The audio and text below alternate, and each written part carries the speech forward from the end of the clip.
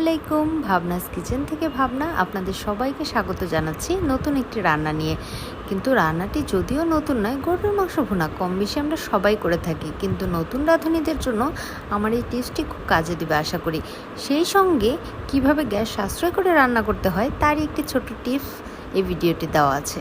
তাহলে আসুন ভিউয়ার্স, মূল রান্নায় চলে যাই। মাংসগুলো সাইজ মতো কেটে ভালো মতো ওয়াশ করে নেব। এখানে আমার মাংসের পরিমাণ ছিল 2 কেজির একটু বেশি। মাংসগুলো ধোয়া হয়ে গেলে মাংসগুলো দিয়ে আমি এখানে পরিমাণ মতো পেঁয়াজ দিয়েছি। আমার পেঁয়াজের পরিমাণ ছিল 2 কাপ। পেঁয়াজটা দেওয়া হয়ে গেলে আমি এখানে 1.5 চা চামচ আদা, 1 চা চামচ রসুন, 2 চা চামচ হলুদ, 3 চা চামচ মরিচের গুঁড়া।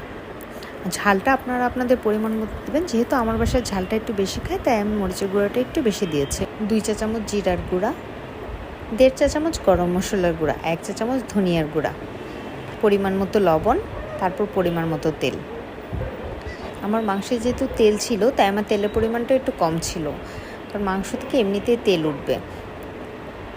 তারপর মশলাগুলো দেওয়া হয়ে গেলে মাংসটাকে ভালো মতো মেখে আমার মশলা বাটার যে পানিগুলো ছিল, আমি পানিগুলো এখানে ইউজ করেছি।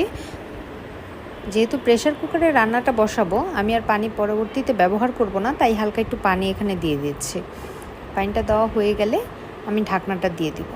ঢাকনাটা লাগানো হয়ে গেলে চুলার জালটা দিয়ে বসিয়ে দিব। আমি এখানে 4টা সিটি দিব, কারণ এর বেশি দিলে হয়তো বা মাংসটা বেশি নরম হয়ে যাবে।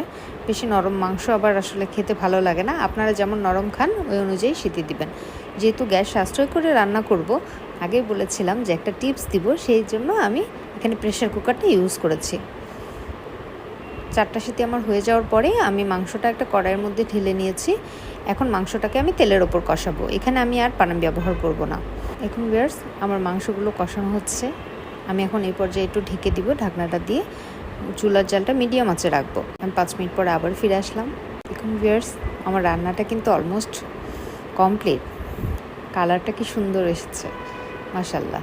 থ্যাংক ইউ ভিউয়ার্স ভিডিওটি দেখার জন্য। পরবর্তীতে আবার কোনো নতুন ভিডিও নিয়ে আপনাদের সামনে হাজির হব। সেই সাথে থাকবে নতুন কোনো টিপস।